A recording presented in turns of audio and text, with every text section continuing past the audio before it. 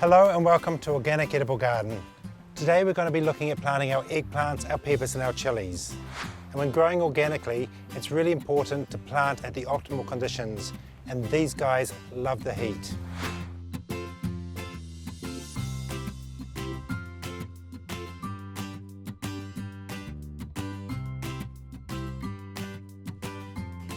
Eggplants, peppers and chilies are all members of the tomato family. And when gardening organically, we have to remember to practice crop rotation. Because of that reason, if the tomatoes were planted in this bed last year, I wouldn't put them in again this year.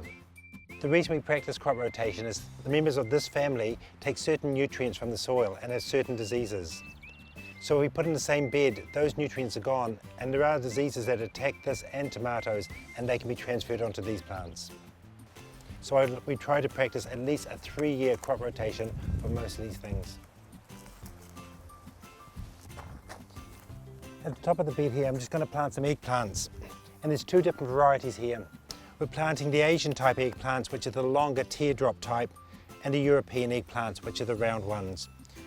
I think these days the Asian ones are easy to use and easy to chop up, and they both take the same conditions. When planting these guys, they'll grow to about a metre tall. So they have a large fruit on them, and they will need staking if there are strong winds. So I'm going to plant them about 50 centimetres apart.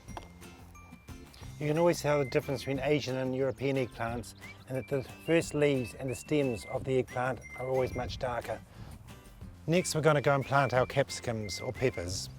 There's a whole lot of varieties you can plant now. There's things like your bullhorn types, like your Maconi reds, which are the long tapered one. The benefit of these guys are they give you a big crop. They're not as thick walled, but they're ready 2 or 3 weeks before your blocky red ones. We're also going to put some blocky red ones and some blocky yellow ones in, just for colour and taste.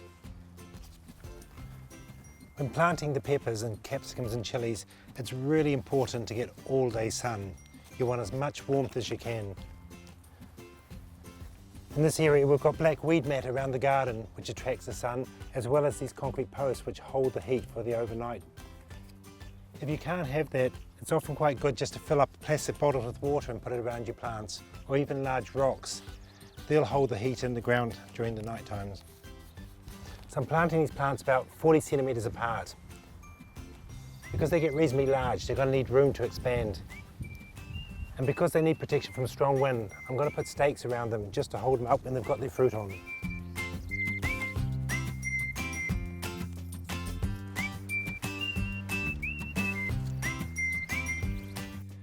The next thing we're going to do is plant our chilies. I'm a big fan of chilies, and I'm going to put a few varieties in. Today we're going to put our jalapenos in, which are about a 4 out of 10. They're nice and crunchy, and I can use them in a lot of Mexican food. I've got my Anaheims, which are only about 2 out of 10, but are great for stuffing, and you can use them in salads. And then I'm going to put some bird's eyes in. These are great for Thai cooking, but they also dry or freeze really well and can be used during winter. These are about a 6 out of 10, and even though I will put other chilies in which are much hotter, I need warmer conditions for them. I want to grow my habaneros and my butcholokias, my Trinidad scorpions, but even now it's still not warm enough for them. I've left some of the flowers in the garden. I usually pull them all out, but we want as much attraction for bumblebees and beneficial insects as we can. There's other plants you can plant to attract those guys in the garden. Borage is one of the best bee attractants you can get. But if you can't, our poppies, which are flowering at the moment, are really good bee attractants. You can plant alyssum and other types of flowers. And for this family, being part of the tomato family, the best companion plants are probably basil and marigolds. And remember, when your basil flowers, not only does it attract the beneficial insects, but they're still really good to eat.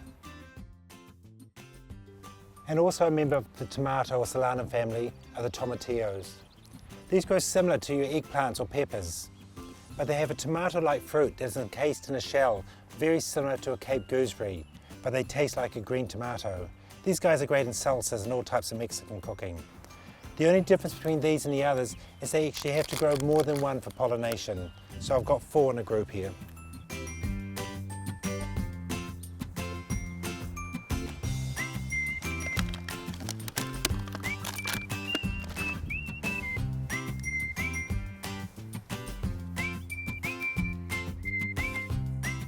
And finally, the last thing we're going to put in this garden is not a member of this family. They're actually okra, which is a family of the hibiscus.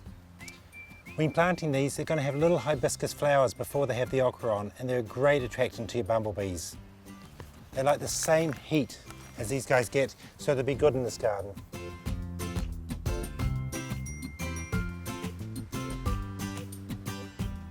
I'm putting some rock dust around our plants. The reason I'm doing this is because all of this family like a good source of calcium, and the rock dust has got a lot of gypsum in it, which will help with that calcium level. It's best not to use lime as your calcium source. Lime will increase the alkalinity of the soil. All of these guys like a slightly acidic soil, about 5.5 to 6.5. And lastly, as a good nitrogen source, we're going to add some well composted chicken manure. If you don't have chicken manure, any animal manures like sheep pellets or cow manure will be great. This year I'm going to mulch this bed like I'm going to mulch all my other beds with a good pea or barley straw. I'm going to do that so it keeps the moisture and the temperature even. But I'm not going to put the mulch on now. I want the soil temperature to be raised first, so when it's warm enough I can put it on and it won't inhibit the soil warming up. The Solanum family is a good example when gardening organically to follow three major principles. Firstly, always feed your soil and get your soil right. If you get the soil right, anything can grow. Secondly, plant to the conditions. These guys like it hot, so we've waited to mid to late November to put them in. And thirdly, if you can, plant by the moon.